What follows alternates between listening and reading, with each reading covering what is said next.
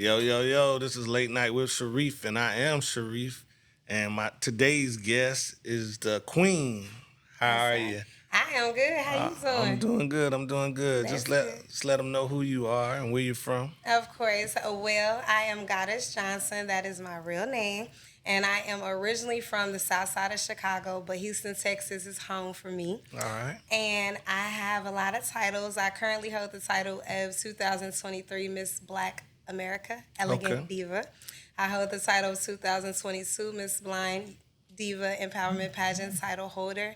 I am the U.S. Ambassador for the Blind and Visually Impaired. Right. In addition to that, I am the first legally blind, nationally certified credible messenger, Okay. and the first legally blind African American woman to have her own day in Orlando, Florida, thanks to Okay. Mayor Deming there. Shout All out to right. him. And Orlando. Orlando, Florida. Okay. Of course, Okay. I just relocated from Orlando, Florida, here to Okay. South Carolina in May. And also, I'm top most influential woman of 2023 and 24. Woo. So, be a little bit Yeah. busy. So we got a lot of titles there. That's right. And let- I'm a model too. And So, you're a model too. yes. All right. All right. So I met you last night, Yes. and it was just real quick. We took a picture and everything like Yes. that, and then I got the call late last night that we were going to do something today, and I was really excited about that. Likewise. So you grew up in Chicago, South Side. Yes, I am originally from Chicago, Illinois, the south side of Chicago, Parkway Gardens to be exact. O Block to all of the new people. That's Right, what it's okay. known for. And what was it called before? Parkway Gardens projects. Okay. Yes, that's where I'm from, 63rd and King Drive. Shout out to 63rd, y'all. okay. Yes, and We've been hearing that in a lot of songs. oh yeah, you hear them a lot, but you know what? We're trying to change that dynamic Right. with that because it's a lot of good, but sometimes you just become a victim to your environment, which is kind of my story because you see the crown and you see now, but I have a story. I'm originally from Chicago, but I was taken away from Chicago at an early age because due to my mom being incarcerated for capital murder Okay. when I was 7. So that's why I claim Texas as home for me. Because Okay. that's where my life that I know Right. began. And that was Houston, right? Houston. And that's right. like my favorite city. Of course. Chicago, like in my top 5. Okay. I've been to Chicago Okay. 3 times, and then but I've been to Houston. I go every year. Okay. My entertainment lawyer is in Houston, yeah. so yeah, he's really good. But he flies me out every year, and this year he was gonna fly. He was supposed to fly me out, but it was the Mike Tyson fight, so Okay. he was gonna fly me to there to Dallas or whatever. So it's gonna be in November now. So Okay. yeah, they changed the fight date. So we're gonna meet up in. So we're not gonna meet up in Houston, but I hate that we're not because I That's love it. Houston. Yes. Love Papados. Well, Okay, they got Papados in Atlanta too, but But it ain't Papados not in like Houston, the Papados yeah. in Houston. And Yeah, shout out to right. the turkey head. Turkey Oh yeah, leg. take it, Okay. yeah. I like that too. And Hardin 13, I've been there. Yes. State 48, I've been there. Okay, you making Yeah, I me eat. hungry. I I eat, eat yeah. too. Don't let the crown fool you. I eat. I Right. eat. I eat bad when I'm in Houston. I come back It's back the too South. fat. It's the Southern cooking. How Right. can you not? Yes. And then I go to it's like a what is the other place? I can't think of it, but so the first crown that you hold is 2023. 22. Miss And that's Miss Legal Blind, yes. Miss Blind, okay. And that is the only, so I competed, so Eyes Like Mine out of Newark, New Jersey, where we do have our own day thanks to Mayor Ross J. Baraka there. Shout out to And him. I've heard of him, yeah. Yes, Yeah, he's yeah. phenomenal. He's very Wow. supportive with our organization, Eyes Like Mine Incorporated. Mm-hmm. We have the only beauty pageant for blind and visually impaired women in the U.S. Right. And so I competed in 2022 and I won. Okay. And I was very excited about that. But because of my reign and the journey that I took while I was the current title holder, it allowed me to get the honor of becoming the first legally blind pageant director now. Okay. And so now I help other blind and visually impaired women who compete be on their journey to the crown. Right. Yes. So I guess it's a good time to just go ahead and tell you this. I'm a member of the Commission of the Blind. I'm blind in my left eye, born blind. Right.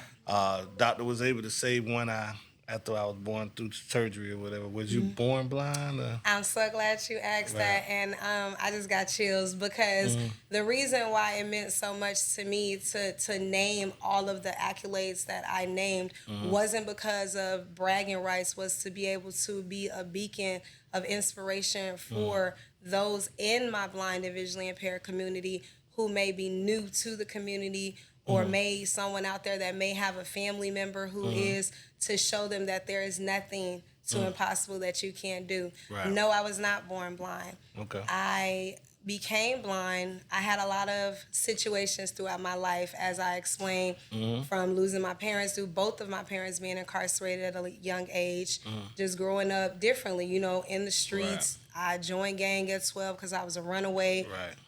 Because when you go through the different abuse and things in the system, you figure I'm better off on my own, you know?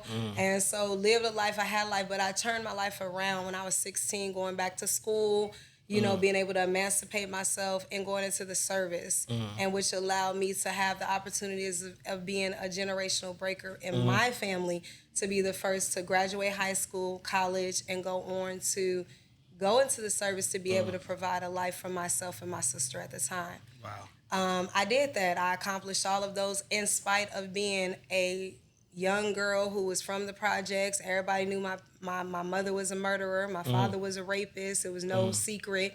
And I had to overcome a lot of that. So it was important to me to accomplish the goals that I wanted, which was to be a nurse. Right. And I was that for 10 wonderful years. And as I served, I was working in the hospital any other day, like you leave and you go to work, you know. And I was blessed because my sister wanted to follow in my footsteps, so she was on her road to there. I worked overnight in the emergency room from 7 at night to 7 in the morning. And long story short, I left that morning, and I don't remember exactly. All I know is we were talking about eating pancakes. And the next thing I know, I was waking up, and it was dark, and I could not move, and I was in a lot of pain. And I was being told that I was waking up from a coma that I had been in for 8 months as a result of being involved in a tragic Car accident? car accident. Okay. Which, as a result of that, I lost my sister and I lost my sight. Oh. And I was told I would never see again. And I had to undergo 2.5 years of rehabilitation therapy to learn how to, of course, walk again, talk again, because when you've been in a coma, you have to learn that all over again in speech. But when it came to my sight, I was given a card that I couldn't even read, you know, and I just kind of had to learn this life, you know, which I didn't want to at first, because coming from where I come from, having to be independent now, I can't see. I didn't have family, and who was I going to depend on? You get what I'm saying? And I was a mother. Oh wow. So you have children. I do. I have a 21-year-old son. Okay. Shout out to Jovan Thrill Kill Jr. All right. I got to put that junior in there. That's my 21-year-old, my pride, my joy. He was 6 when I lost my sight. And for about 4.5, I kind of gave up for a little bit in that time and kind of made myself a prisoner.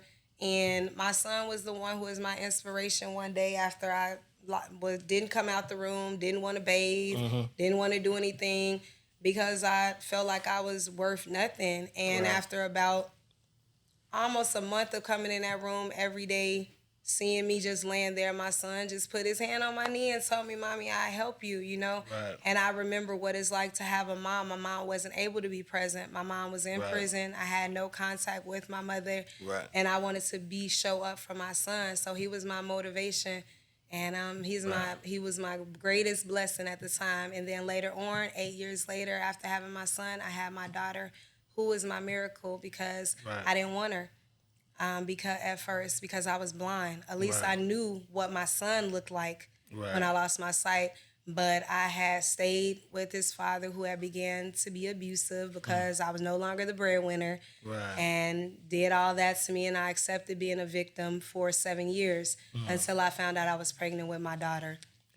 And I got tired and I left, and I didn't know how I was going to do it because my daughter I couldn't see her, you know, and how was I going to, this is a baby, but I shook it off. You know what I'm saying? I did like anything else in my life. I found a way to do it because it was important to me for my daughter not to see someone who was weak. You know what I'm saying? So I have a 21-year-old daughter, a 13-year-old daughter, a 21-year-old son, and a 13-year-old daughter, a Mariana Thrill Kill, who I was never supposed to see, and for 13 years I didn't. I didn't see her. I had over 47 eye operations on both of my eyes, from injections to cataracts to you name it. And I had 3 cornea transplants over the course of 7 years.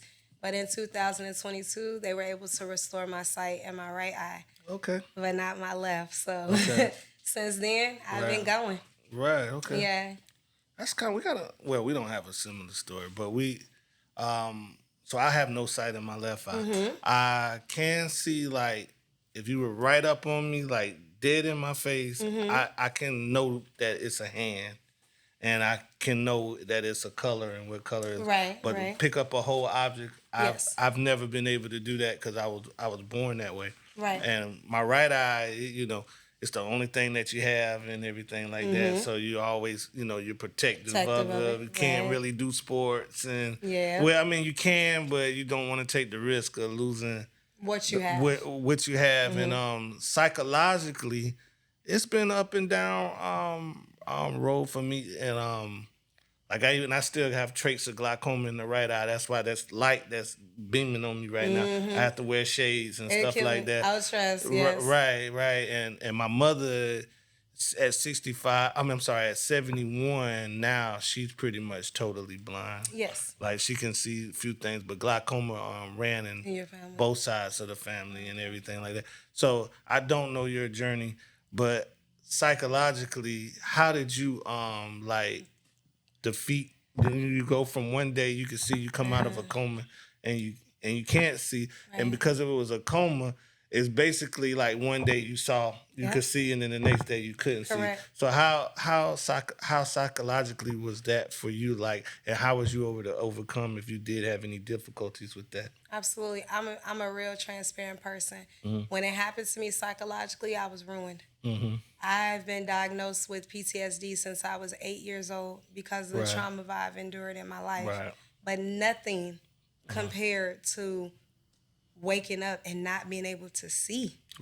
And coming from where I came from, I'm not from a lavish neighborhood. I'm not from an area of opportunity. So number one, I was ignorant to the blind community. I was devastated. I didn't want to be in my hood with a cane and glasses. No, what are you talking about? I'm gonna be talked about. I'm already known for my family and what they've done, talking about that, and I've had to deal with stuff, and then living the lifestyle. My brothers both being incarcerated and again, now I'm gonna come back, and it was psychologically messed me up. It really did, to the point where I literally did not come out of the room. I literally made myself on house arrest. I didn't want to come out. I didn't want to come out. I didn't want to interact. And I stayed in that room for an entire month and did not bathe, did not want to eat because I wanted to die. I was mad at God. I was pissed. Why would you leave me here? Like, I don't want my kid to have to take care of me. And then I had this man talk. No. And it messed me up a long time. It allowed me to stay a victim for 4.5 years because I thought, who will want me? I have to put up with this because what am I supposed to do? I allowed myself to be physically abused, emotionally abused. I allowed this man to know he would cheat on me, tell me coming in. I allowed all this because of not having my sight, feeling like I was nothing, I was worthless. And trying to take my life. I was Baker-Act 4 times. I tried to commit suicide 13 times within this time. And when you ask me what changed, I know you told me your son said he'll help you. He helped me, but that didn't help me. It didn't help me. It helped me just be like, okay, somebody want help. What helped me, really, to be honest, was when I found out I was pregnant and having a girl. And a lot of people may listen and say, well, you had a son. No, but it was something about knowing I was having a daughter. And knowing what I had endured as a young girl, seeing my mother who couldn't help the fact because she was born into suffering with mental illness. Did not know, and in our community, nobody talks about mental health. So there's no. She wasn't going to counseling or she wasn't. She was a single parent with 4 kids, prostituting, addicted to drugs. And I saw my mom being weak. Right. And to know now I'm having a girl, I can't see her. I'm blind. Right. I don't want her to see me weak too. Right. And I don't know why that was a significance for me, but it was. I love my kids the same, but it was something that like, Goddess, you got to get it together. Right. And during that process of her growing in me, I started to utilize, I didn't know about Commission for the Blind, National Federation of the Blind, American Foundation of the Blind, all of these places that I stand on the board. It was a community for all the things I never knew. Nobody did not know. And I was self-teaching myself with my son skills that I didn't know later were real skills that they teach, Right.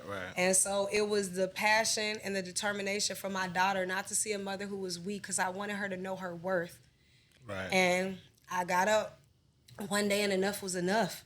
Right. And I packed my stuff up, and thankful to a very, very good friend who was actually a a cousin of my kid's father. That was the person who he was the father of both of my children.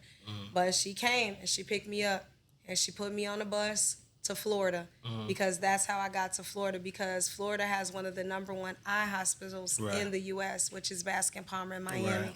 I'm familiar, Yes, that's where I started my journey. I went there just for a new beginning, still not knowing about the services for the blind, and it was coming from an appointment. My daughter was my sighted guide. I know what that is now, and she was the one that would guide me around. And one day I was coming from a doctor's appointment, and somebody told me, "Oh, you coming from Lighthouse?" And I was like, "What's that?" And she was like, "The school for people like you." And I was like, "People like me?" And she was like, "That are blind." I knew nothing about what she was talking about. Right. And I walked the next day. I went up there, and my whole world changed. Right. And I haven't stopped since then. Right.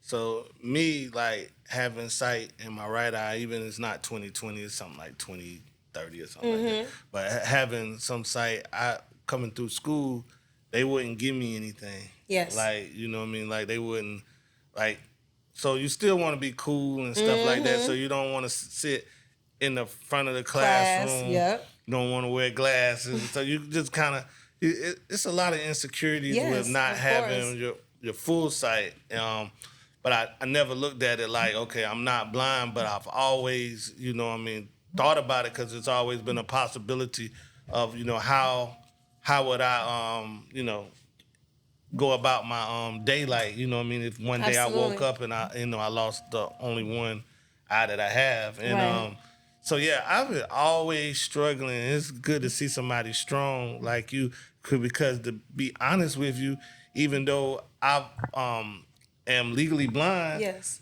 I've never been in the circle with other people like me. I was like you. Yeah. I really was. Yeah. I never, promise. Like, I didn't even know it was a commission of a blind until I went to my mother's house, and like I was telling you, my mother's now blind. Yes.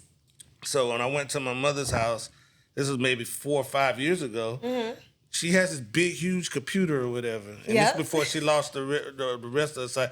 And, it was she was talking to it. And it was putting like these big letters up and stuff like that. And I was like, man, I'd love to have that.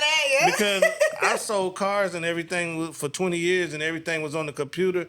And I was just like right up on the screen trying to read it. And like people was like, dang, boy, you all up on the screen. And I was like, well, I can't really see the little thing. So she was like, oh, she said, you don't know anything about the Commission of the Blind? And I was like, no, I don't know anything about the Commission of the Blind. I said, they wouldn't give me anything in school. She said, oh, no.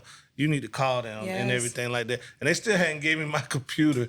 But they're supposed to come out and look at my office and stuff like that. And maybe I'll get it this year. But but I got all the other stuff like the magnifying glasses and bigger text and stuff like that. And you sit on that board, the commission? Yeah, I'm on the national, so the National Federation, which is nationally. Right. I've served as the community service vice president for 2 years. And then I developed a curriculum because I shared with you earlier, I was in the medical field. Right. So I worked with nursing. So I noticed when I came into this community, other women who were blind and coming from it. And when I went to the doctor, you know, it was time for me to have my daughter. The nurses didn't know how to assist me, you know, how to show me how to breastfeed or, you know, if it was circumcised. So I took that and I later developed a curriculum to go back. I trained the nurses there in Winnie Farmer Hospital, the program on adapting with women who are blind and visually impaired on what to do. So nationally, I've taught. I became a speaker and I teach. So I went to the school for the blind in Florida. I graduated, and at graduations was the first time I spoke. And Lucille O'Neal, who a lot of people don't know, is the mother of Shaquille O'Neal. Okay. She's visually impaired. Okay. At that time, she had wrote a book called Walk Like You Got Somewhere to Go. Okay. And she invited me on a podcast, just like you. Right. And I shared my story, and she was brought to tears. Okay. And that was the first time she told me she wanted me to do a book then. I said, it's not time. Right.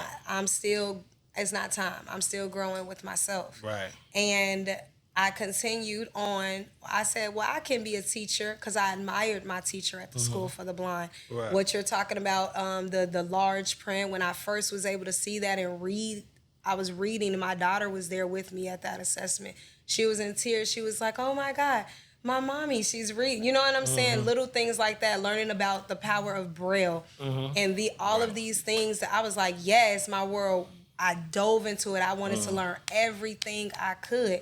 And I later went on to go to college. And I didn't get my goal was to become a nurse practitioner. And so I was about to get my master's, and this happened to me. Right. So, but I'm more proud of the fact that I was able to graduate totally blind and obtain my master's in visual rehabilitation. All right. And I taught at the School for the Blind for 3 years. Okay. And then during the pandemic, everything crashed. You know, we couldn't go in the building. I was like, you know what? I like to help people. And what am I good at? I'm good at using my life. Right. And so growing up, I said, you know, I want to deal with social work and I want to raise awareness on mental health in our community and help.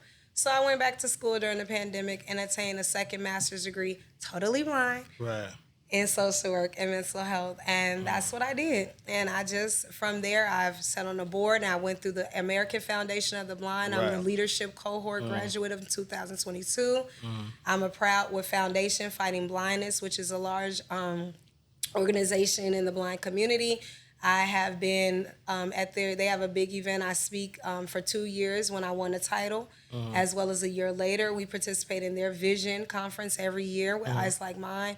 So I just started to continue to do things within the community, but accomplishing the things I had accomplished, I would meet people like yourself along the way, which being a domestic violence victim, when I won this title, it allowed me to meet Coach Rubin from Florida, who literally lived down the street from me. And he trained, and he was an international MMA fighter, which led to him saying, you can have your power. You don't have to ever be a victim again. I was like, but I can't see out about how I'm going to do that. And then he introduced me to Credible Messengers, which are mentors nationally, people like that have shared life experiences and travel all over and are mentors. And I was like, okay. So I started going there every week, training in the ring, which led to me meeting Floyd Mayweather, boxing with him, being a part of his documentary. You boxed with Floyd, huh? Oh, yeah, honey. And with Hector Camacho Jr., shout out to him. I was there to help cut the ribbon when they renamed his father's street in New York. Right. His dad was awesome. Yeah, awesome and amazing. I have Charles Felony Bennett, who's a bare knuckle fighter. Right. And also Muhammad Ali Jr.'s only son, biological son. He's a part. I've actually wore the gloves that his father won when he fought I forgot the name, and had his belt. It's on my page, but I got to do that. It was just like wow, and be amongst these boxers, and now I can call them and they support me. But when people in my community saw that, they're like, wow, but it's because I wanted to show that I still could do stuff beyond my blindness. Like my blindness, I finally embraced it. Right. And it was no longer a woe is me. Like it was no longer it was like, man, she did all that and she blind? Yes. Right. And you can too. You know what I'm saying? So yeah. Right. Yeah. I probably started I've been legally blind my whole life, but I probably started embracing it probably maybe 3-4 years ago. It's a process. Because, I mean, that's 40-something years. You know what I mean? Just, you know, it's emotional, but, you know what I mean? The love yourself is you know, it feels so much better than, you know, worrying about who's going to see my eye lazy and who's going to, you know, do this and, you know, stuff like that, and who's gonna have a joke, you know what I'm saying? Because I was picked at like all through school about, even though I was pretty handsome, but you know what I mean. I was like going coming through school, but like I still get them, you know, them haters and stuff like that, or just people want to make a good laugh at, you know what I'm saying, and you know, so it's a difficult journey, and I'm just legally blind, so I can imagine like it's got to be, you know, even tougher. It is because people don't, no matter what you do, sometimes people always will see that. But you know what, for me, it was, I spent, when I received the blessing to have my sight restored in my right eye, it let me know, even before them, I looked back over and I was like, you know what, Goddess, at the end of the day, it came to where I had to embrace it for myself. Right. It's a thing we talk about, it's an adjustment to this. Right. And it's stages of grieving. You grieve when you lose something. To wake up, it's grief. Grieving is not just when you lose a loved one. Right. You grieve a loss. Vision, that's a loss. It's steps. Today, I'm sitting here. This happened to me at 28. I'm now 43. Right. So at 43 years old, it's still days. I just broke down just the other day with my fiance. I wake up in days, I still don't want to be blind. Right. But it be a moment. And then I snap out of it because you know what? I think of all the girls that's in my email that I have hundreds of thousands over the years of this reign, just since 2022 to now, who have said, I want to be, I can do it. I can do it. They look up. They not parents who girls would try to take their life, or young men. Like, if you hear, and I'm like, okay, it ain't about me. Because I used to tell people I was blessed to see perfectly fine for 28 years. But I was blind. That's a long even time. Still. But you still with me. But for me, I still say I was blind because it took me to lose my physical sight to gain a real vision. It took me to lose my physical sight to gain vision.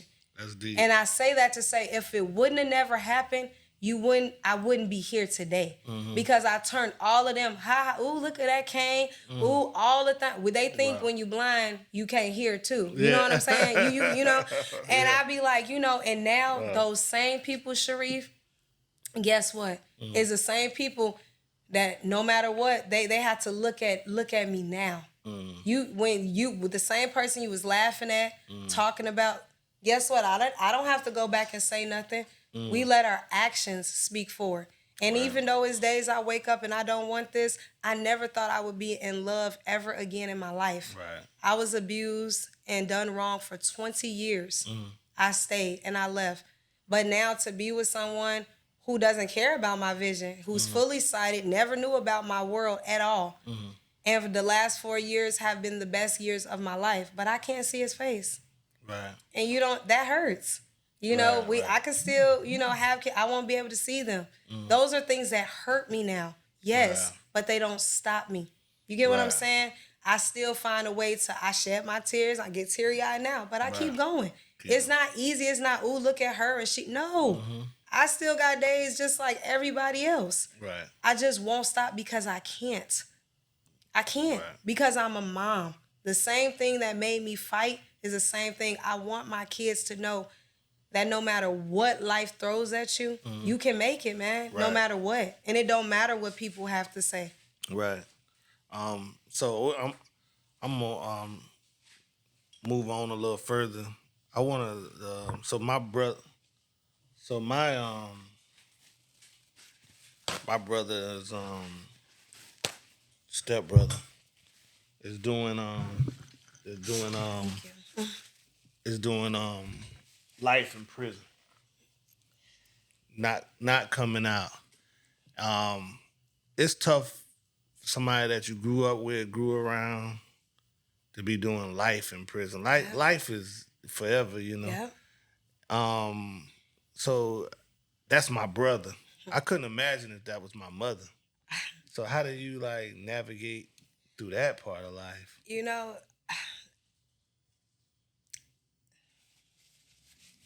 So, sorry. no, I'm sorry. My mother, in spite of being who she was, my mother was my mother. You know what I'm saying? And she couldn't help her situation, you know, because it was a point when I hated my mom, you know, because how could you do that? How could you do something and let a man take you away from your kids? But when I later on went through being abused and Right. I was understand, but it wasn't just my mother.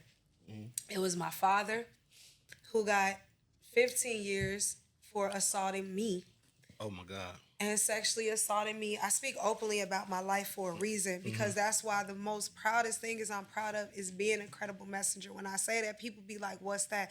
But you're about to understand. So when my father got that, then my brothers is my best friends. My best friends. And we was all middle. I have one older and one under.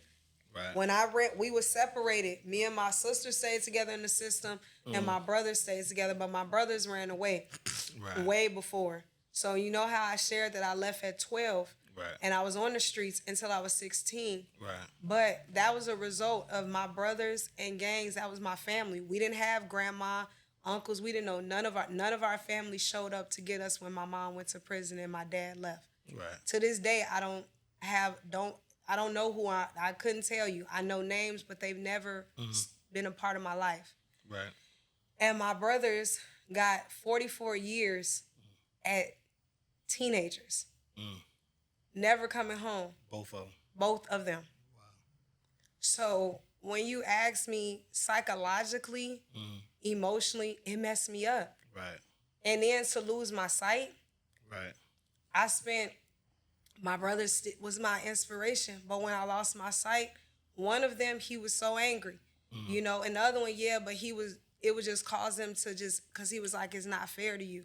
You've been through it so enough, you know, and I was out here still trying to be positive, you know, but it's hard, you know, because I love my mom and my brothers. My father, I could forgive, but I can't.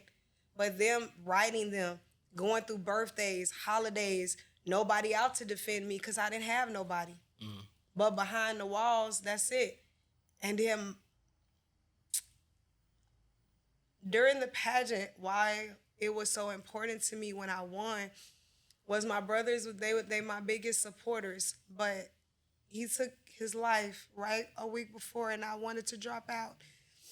And it wasn't until I read a letter that he wrote right before he did that. And he told me, sis, you get that crown. And it caused me to go back and enter and ask if I could still compete.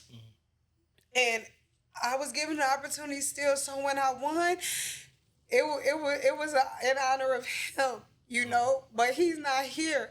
And I have that still behind the walls. And it's hard because they not with you, and you don't have that protection. You don't have no family. You don't have that support out here, you know, and it's hard. But how I got through was to do exactly what they wanted me to do, which was not shed tears, but make a difference. Show people that it's something out of where we come from.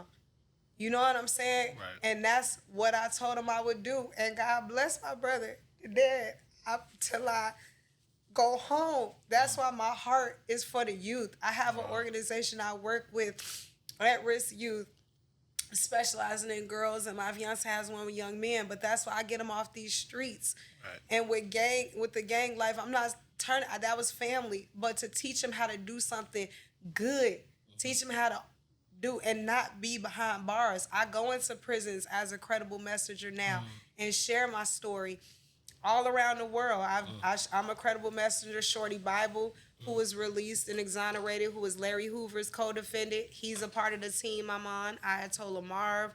All these once gang members are now doing things with, they just led a big peace march with YG in Compton with I saw that, Ayatollah. yeah. That's, if you look, everybody know me from, I'm all over The only legally blind credible messenger is great. He was actually here with me when I very first got introduced to Columbia, South Carolina. We at the Comedy House, they played my documentary, and I was in a fashion show. So it's like I just try to use it to help others so that they don't have to experience the kind of hurt that nobody can feel it. In all that I do, I miss my brothers each and every day. Right. My mom, I lost her just recently, 2 months ago, behind bars. And nobody knows what it's like when you lose loved ones. So your mom passed away? Oh, I'm sorry to hear that. And so now it's just like you lose, and they're behind the wall. It's tough and it's hard. But I try to give back. I started a program helping men behind bars develop jobs that they can get money legitimately. I've helped them become authors. I've helped artists, sell their work to tattoo shops. I've helped all kind of become legal aid. I connect with a program that I have for inmates, even lifers, people who have life. I help them. I'm a support system, support group. I help them develop entrepreneur skills to make money. Coach, whatever it is, I work with them because at the end of the day, nobody can say that never is never. I have people that I have been in my pro 20 years, I know, that have walked out of prison that never was supposed to be able to get out. Right. So it's hard.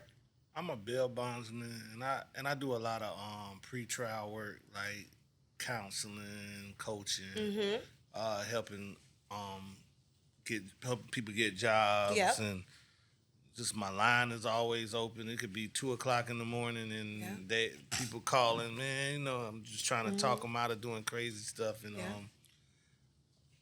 I want to do some like some stuff in like the prison systems. Like I got a homeboy that.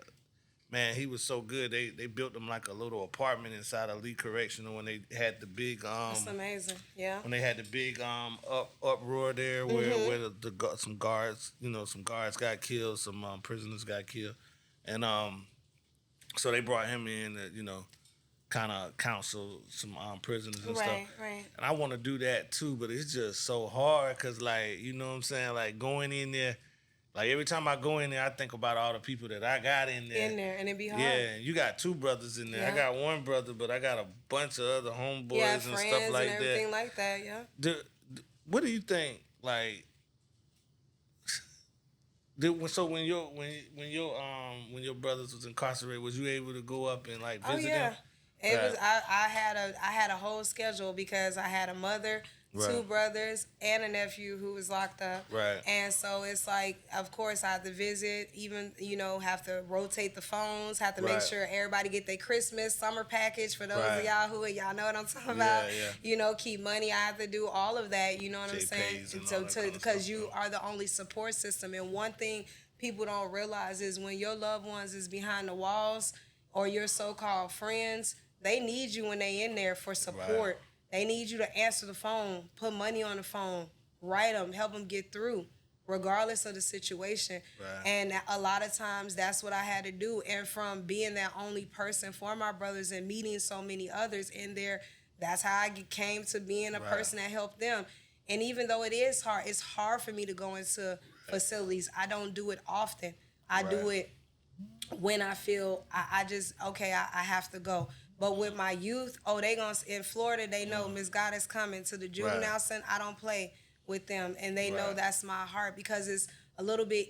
I need to get them before it gets to that point. You know what I mean? Right. And then the ones when they get out, that's why I like people like yourself when they get out. When people calling you afterwards, there's no resources to give them after they done. You go throw them in prison. They in jail from young. They get out. There's no more, we got everything online now. You're not filling out nothing. Right. Where is the help to help them when they get out? So it's where I do that because it's easier for me. It's less psychologically draining for me to be able to be that help when they get out. You get what I'm saying? If you're getting out, let me help you while you're out here. That's why I became a counselor. I got a license. I could trauma counsel. I could do that. That's why doing programs, doing events, you need to get a job, coming up with vouchers, start an organization to provide that assistance. I do it for women, but I also do it but then I have my friend, he has it for men, and that's when you start them. So it's like, it's hard to go in there because you could walk out. Right. You know what I'm saying? And Right. I've been in there with people, and I know Florida for so long. People I know. That's my point right there. Yeah. Is my thing is I'm a boss man. I just left a jail, and it's the worst jail, probably one of the worst jails in the country, county jails in the country. But oh, I've heard about y'all county jail. But yeah, and I work 5 different county jails, and that's the worst one. Wow. 6 different county jails, and that's the worst one. But I mean, I just left there maybe an hour and a half ago, 2 hours ago, and I could do that. You know what I mean? But I can't sit at the glass. I haven't been able to like I write, but I haven't been able to just like go into a prison, visit bro, or visit, and for a while he's out now. But for a while my uncle was there. There's a lot of people. I mean, a lot of people. They ain't dead. They ain't dead. They there. You know what I mean? Be honest, I probably got maybe 5 or 6 friends that I grew up with that are really doing good. You got the. I take it. I don't even know if you listen to Nas or anything like that. Yeah, but he has a song and he's talking like during the middle of the song, he's just like, you know, I got 8 in the system, and then you know what I mean. Then he goes through them and like, yeah, you know, a couple of them get out, and you know what I mean. They're not the same people, and you just gotta move away from them and stuff like that. But most of our people that we grew up, we probably got like. That I grew up with, I probably got 10 friends that are like doing really good in life. Exactly. Yeah. The rest of them either been in prison, coming out of prison, or they dead. Yeah. So you know what I'm saying. And even my brother, I've lost a brother. Yeah. You know what I mean. So I can relate to you on that. We can relate. We relate a lot. My brother was killed by the police during all of the what's his name, Minnesota. I can't believe I can't remember his name. You know what I'm talking about, the kid in Minnesota, my brother was killed by the police right after him. I know who you're talking about. That's sad. I know. George, yeah. So George Floyd. So that it happened like so. It's a lot of trauma. But one thing about the prison and stuff, like I don't like funerals either. But one thing about the prison is I hate to leave them. Yeah. You know what I'm saying? Yeah. So that's a tough thing. So I stopped going. It's hard. And I feel bad about it. You know what I'm saying? But it's just, and then all of these prisons, they so far away. You know what I mean? Like a couple of, like Uncle and a couple of my other friends, they like federal prison. They be all over the place. And a lot now you couldn't even go and do it for a while. And it is hard. Like with my mother, that's why it's so devastating because the last time I physically saw my mother, I was young. And that was right before my dad took us. When she first went to jail, I had to go and see her in the county. Right. And to see your parent behind this wall, this glass, and you on this phone. Right. And I'll never forget that moment because I was told at the time, it was the last time I was going to see my mom. Right. And they literally, they had to pick me up. I didn't want to let go of the phone. I was acting a whole fool. And literally, it was so traumatizing. My mom, on that day, she felt like she was no longer worthy of being a mom. So she never accepted us to come and see her, to call or anything. Well, that's death. And that's what my brother. Yeah. That's what he didn't tell me because we don't really talk like that. But that's death without being dead. Yep. And it's torture. Yeah, it was. You know what I mean? And it's torture. It was. And, you know what I mean? The prison system is jacked up in America. I mean, it's jacked up everywhere, but it's definitely, I don't know about prisons everywhere else. Some people say we probably got one of the better prison systems, but prison is prison. Yeah. Like, you ain't going home, you know what I'm saying? Like, everything is moving on past you and stuff like that. So that, I mean, I know that had to be, like, traumatizing. So you've had a lot of, traumatizing things happen to you in life. Besides, the new love for 4 years, what else brings you joy besides, that's not work. I know you like teaching and I love cooking. Okay. I love cooking. We gonna put that little myth aside. We still cook. But I love cooking. I love traveling, of course. Anyone who's followed me or know I'm always somewhere. I love traveling, and most of all, I love going being a ambassador, being able to go to other countries Right. and especially Africa. Mm. I mean, it just humbles you. You know what I mean? It Right. makes you really appreciate a lot more and not worry about the little things so much, you know.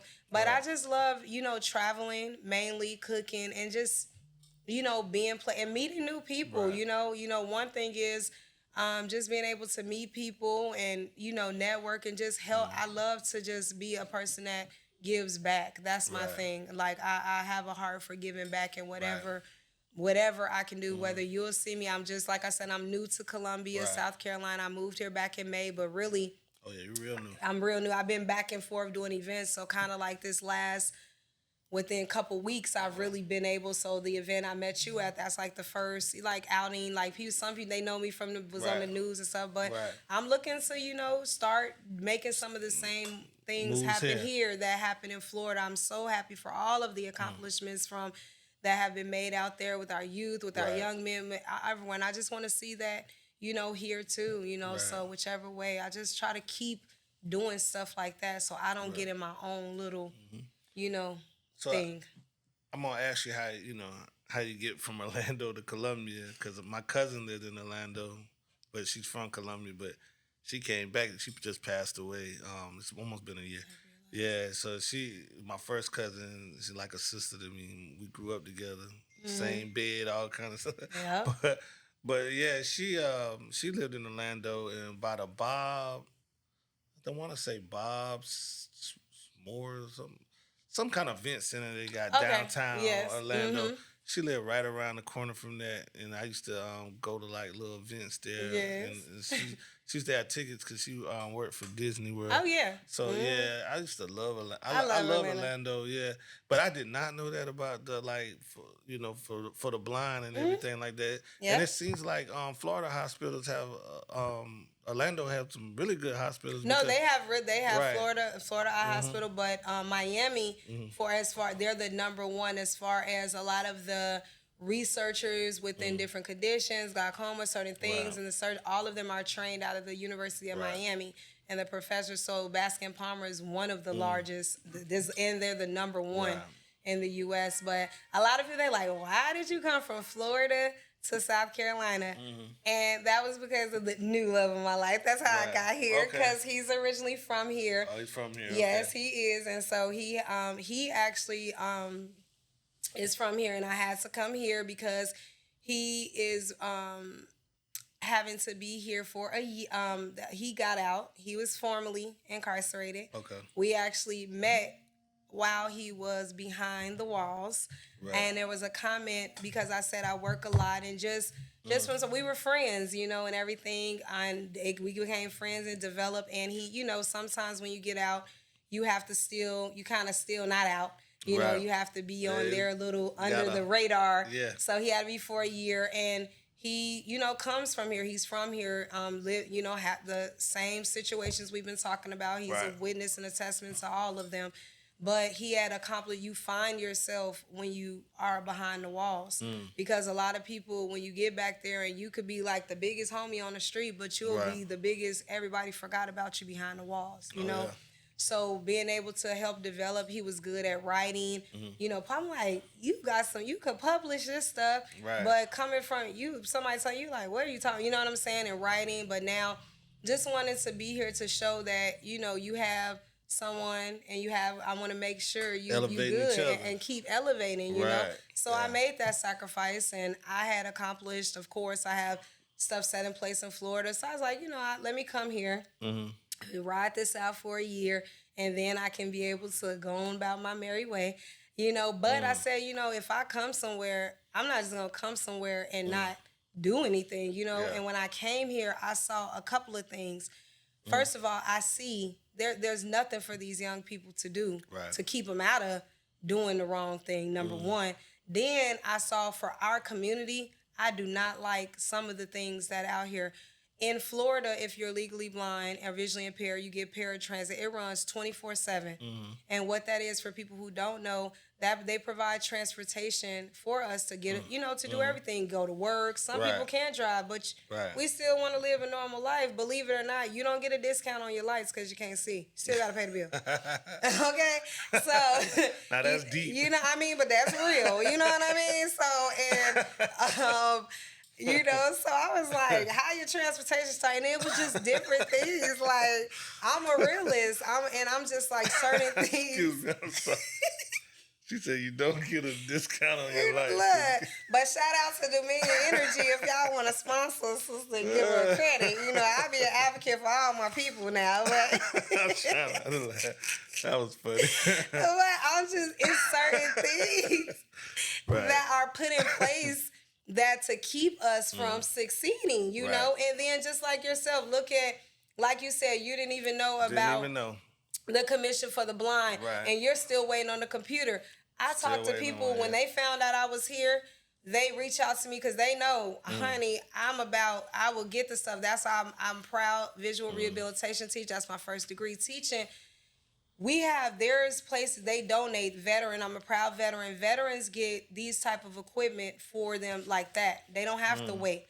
And you have veterans whose families, there's an organization where they donate the equipment back. And you could get the same computers and stuff that you need, that you'll get them tomorrow. And I'm just like, they have lists of people waiting for services. I had a young lady who just literally reached out to me 2 days ago because I have a big support group that I run, and they found out I was here because they watched my on social media, and she reached out, and she had just woke up, went to bed, could see, woke up, couldn't see from diabetes. Right. Which in our community, diabetes amongst African Americans is very high. But people don't know that takes the sight of a lot of people each and every day. But she's like, they told her there's a waiting list for 6 months. Wow. And I'm like, oh no, honey, look, where you live at? I could, because I'm like, if I have to come and teach, I'm a teacher. If I have to come to you, it's not about the money. It's about letting you know what you can still do. You're 23 years old and you just woke up and can't see. Right. You have to have somebody to speak with you. Tough. Nobody's in her circle that knows what this is like, So I want to be a help, you know what I'm saying, anywhere I'm at. So I said all that to say I may have been here for, but I'm not just going to let this year be where I lay down and don't do nothing. Yeah, you're going to do something. Yeah. Okay. So I want to ask you a question, something you said back there, but I don't want to sound ignorant. Oh, no, you can ask me anything. I don't want my guests to think I'm ignorant or whatever. But how does someone that is legally blind, let me rephrase this. So being legally blind, you say you travel. Mm-hmm. Like how was Africa being legally blind? How do you know, like, okay, this is different. Like, this is where I come from. This is the motherland. Mm-hmm. Like, how do you feel that? Like, how do you navigate, like, that trip? Okay. So from start to finish, basically when you're traveling, and if you travel and you have any type of a disability, or even if you're a person that you might be just older, when you travel, you go to the airport. Mm-hmm. First of all, when you book your ticket, I use technology is the key in our world. Let's just put that out there. There's an app for everything. Okay. So many of my sighted friends, they use my stuff and ain't nothing wrong with them. You know what I'm saying? Technology is the key with us. There's apps. So I turn on my phone. I have an app, an iPhone. No diss to Android. I have an app, but you turn on Siri. I go through, I'm swiping. I could book my flight because my phone talks. Mm-hmm. So I book my flight. Then in that you indicate that you need it's this place on every airline when you're booking your tickets where you put if you need assistance. So once I get to the airport, which if I don't have someone they're able to drive me, I book an Uber on my own. Schedule my Uber, go to the airport, get out the vehicle. The Uber driver, they assist me in as soon as they connect me with. There's always an attendant in the airport. And I let them know I'm legally blind because a lot of times some people don't even know what a cane is or what it means. So I can't just assume because I do. Sometimes I'll have it with me or fold it, or I'll tell them. And they take me to the counter, print out my ticket for me, and someone assists me from start to finish. They walk me, take me through TSA, take me to where I'm supposed to get on the plane, sit me right there, let the people know she's here. But along the way, I have my app. I'm tracking my flight, making sure I know when it comes. You know what I'm saying? I use another app because sometimes they forget to come back and get me. It's been times they forget to come back. So I have to use Be My Eyes, which is an app where you dial in to someone who's fully sighted. And I say I'm at the airport, and I hold my phone up, and they guide me to get in the line. And I get on the plane. When I got to Africa, get off the plane, I get assisted. I have a guide. It's through the U.S. ambassador. So you have a whole team waiting for you to guide you through. And so I use my apps. I have Be My Eyes. I have IRA. I have different apps where I hold my phone and they're describing, like, there's a tree and it's green and it's this. Okay. That's what I was getting to. More like, can you smell the? Oh yeah, I smell. It's a difference. It is. I don't care what nobody say. Can you be in Rome and you smell? It's so. And you would be in. You Rome, know you're somewhere different. It's a different, like, from going to the different villages, even from going to the airport. When I get to the village, when I've ate with them, like the sense of their food and the spices, and you're smelling the difference. Their clothes, the texture. They made me bracelets. They make me things. Going through. Even there's a lot of animals around. You know what I'm saying? So the difference in the smells. Right. There's difference in, of course, when it's certain things distinctive I want to see, I'm going to use my app so it can describe it. Right. But you're even though the vision is, you still have 4 other senses. It's not that we turn into a bionic person. Right. It's just we're tapping more into those other senses. And I can hear, so I'll be like, I've been in a village and I can hear something like the elephant, but that elephant may be way down here, like, you heard that? How did you? When I was younger, I could hear so well. Like, it's starting to go away now. But like what they say, when God takes away one thing, He gives you something else. Mm-hmm. I could hear, like, it could be something going across that street there, and I could hear through that glass, and it would just it would just hit me. Like, I'd be like, I was saying stuff like, people would say something, and I was like, did you hear that? They'd be like, man, I ain't heard nothing. Yeah, I could hear this, like, extremely well and stuff. And now my son, I have a special needs son, but I was always worried about all my kids with vision. Yes. And both of my kids wear glasses. Well, all 3 of my kids wear glasses, like, or contacts or something. But I was really worried about it with my last son because he was premature. Oh, but his vision is great, but he lost his hearing. Okay. So I always been on the vision side of thing, and now I'm on the more of the the hearing impaired side of thing, trying to deal with that. And he's just noticing, maybe he's 10, about to be 11 next month. He just noticed 2 years ago they had him on regular classes all the way up to 2 years ago. Oh wow, okay. And now he's like, in North Carolina doesn't have like a medium, like. That's one thing about South Carolina. We may be low in education, but when it comes to special needs, they have a level 1, 2, and 3. Where in North Carolina, it's either you're with the kids that not normal, but considered normal, or you with the kids that are considered not mentally handicapped. Correct. You know what I mean? So it's no medium. So you could be in a class. You just hearing impaired, but you could be in a class with someone with Down syndrome. Or something like they don't have levels. Like in between, Right, they don't have levels to the thing. And I hate that he's in the North, even though the North Carolina system for somebody that's not on the spectrum or anything like that is different, you know what I mean? Or doesn't have special needs is different. North Carolina school system is probably way better than South Carolina school system, but not for people that have needs and things like that. Yeah. So I was just interested in knowing, what's the feel of Africa, even if you're vision impaired, like, how do you feel that? Because I grew up, so they were always scared that I would lose the little bit of sight that I got at any moment or whatever. So my mother and my grandparents, they used to blindfold me. And so that I could feel around the house and go outside and do those kind of things. And so my question is, do you think, like, as a parent or whatever, is do you get paranoid about like vision and stuff like that with your kids and things like that? You do. I did. Yeah. I used to be like that too, and of course, because like I shared with you, my son, he had to kind of grow with me as I was learning, but with my daughter, but I was always paranoid. Like at the eye doctor, I'm like, check their eye pressure. Right. You know what I mean? I need to know the eye pressure. Forget the E. Right. I need to know the eye pressure. Right. Because for those with glaucoma, Yeah. if it's It doesn't caught matter. early with childhood, there's Yeah. certain things they can correct or pressure. So Right. I'm always on that. I'm always, you in the sun, put them sunglasses Right, on, yeah, because yeah. now from knowing, Right.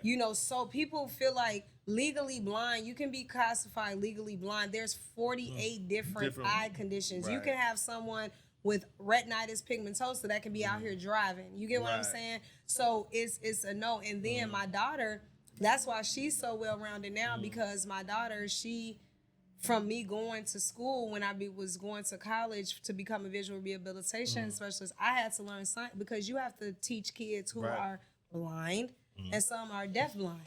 Right. And I feel like, and for me, that's why it was so humbling for me, because I'm like, what I'm feeling sorry for, I was meeting kids who, you know what I'm saying, never Right. seen, and nothing was like, they was drawing, like, I'm just like, okay, you know what I mean? But it was just for me, so that always, even now, my son's 21, he Right. just told me the other day, Ma, I said, he was like, yes, Ma, they checked my eye pressure. My mom was the same way, and because like I actually went to the eye doctor yesterday, and to my glaucoma doctor. So I go in there, and as soon as I leave, I had to text my mom like, yeah, this was depression and everything like that. Like she's still paranoid To this day. and she always about like protect it. But so I'm gonna ask you a few questions since we're getting towards the end of the interview. Sure. And you can just I may throw out a couple names. It's gonna be like 5 to 10. Okay. But I may throw out a couple names, and then I may, it may be a or. Okay. Like a pick one. Okay. So the first one is Orlando, Houston, or Chicago. Living there. If you had to pick one to stay in, what would you do? Which one would you do? Orlando. Orlando, okay. No, I'm lying. You lying. It would be Houston. It'd be Houston, okay. Sorry, Orlando. I love y'all. But it would be Houston. It would be Houston. All right. Big wedding, since you're getting ready to get married. Big wedding, house wedding, or just something small, courthouse or whatever. Big wedding. I'm Big the wedding. diva.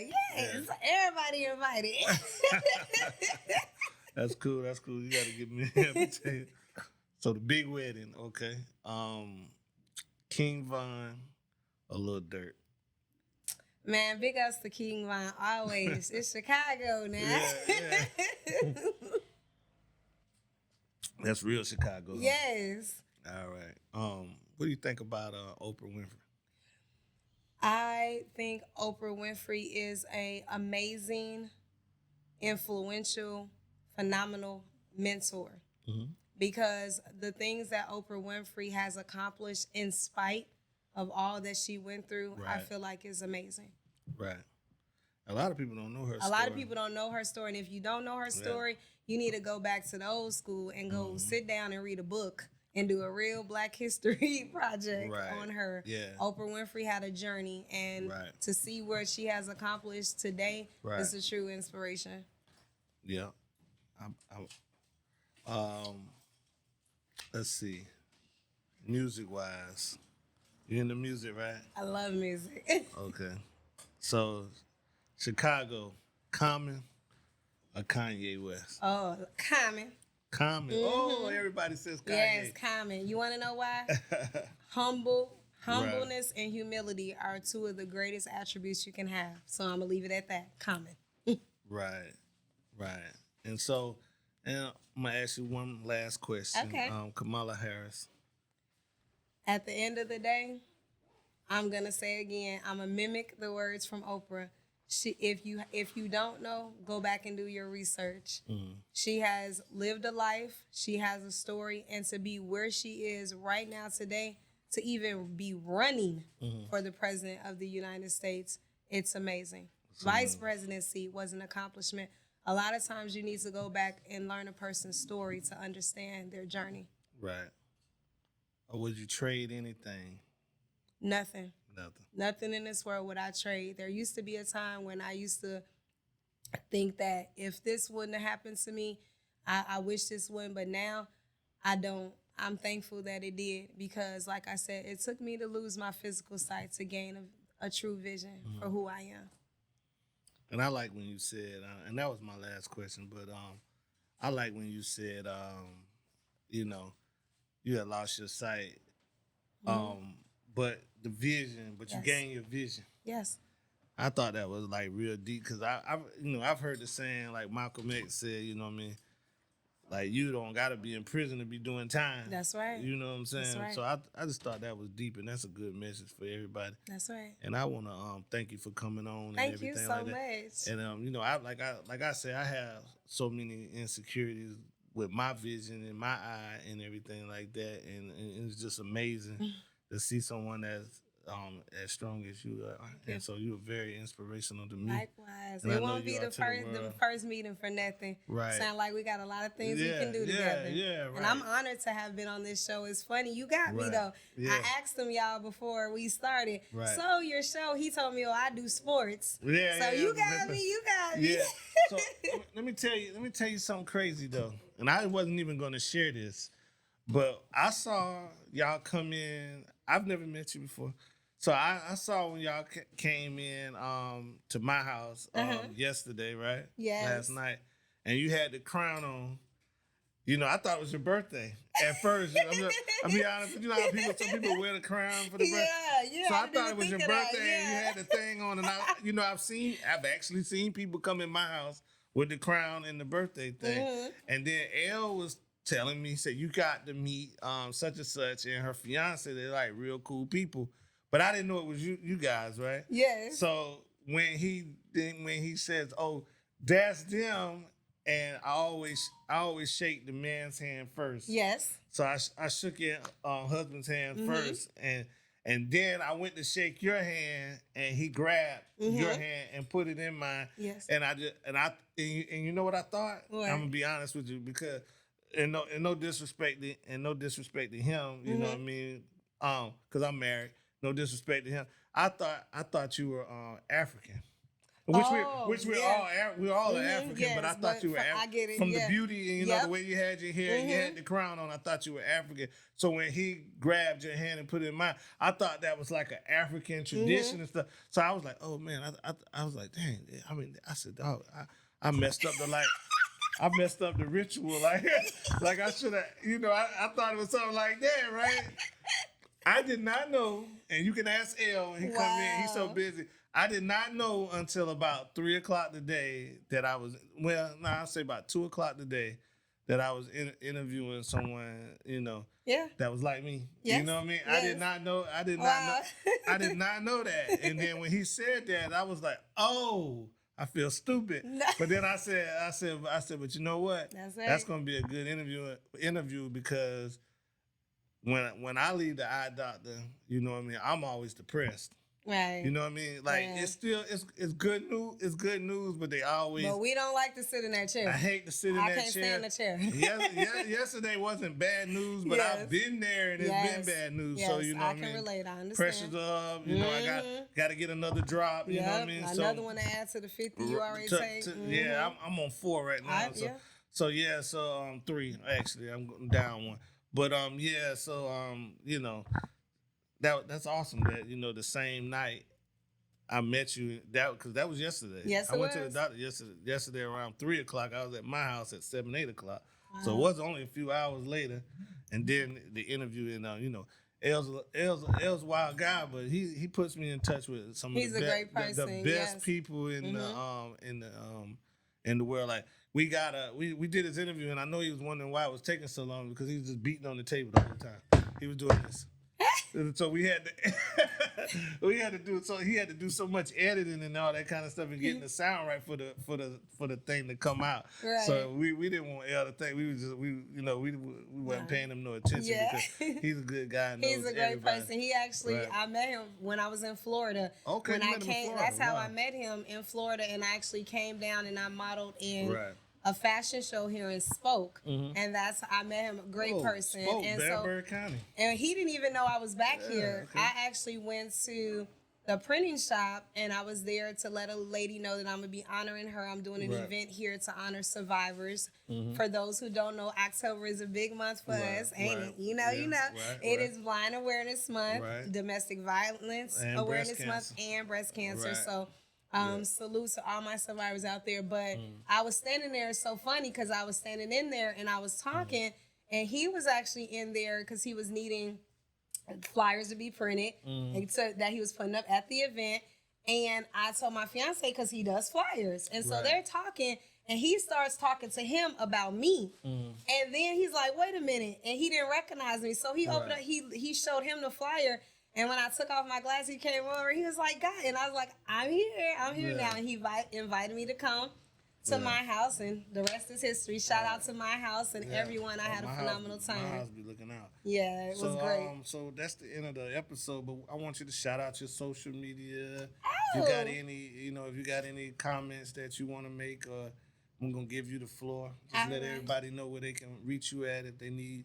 If they need some help, some inspiration, if they need someone to come speak, if they need you to come speak.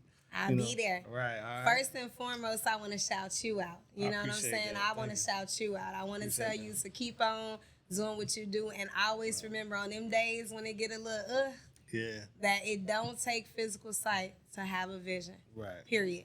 And so all of my people out there, if you are in our community or not, and you need any type of inspiration, I'm a very breachable person. And so I say that to say this. I can be found on all social media platforms.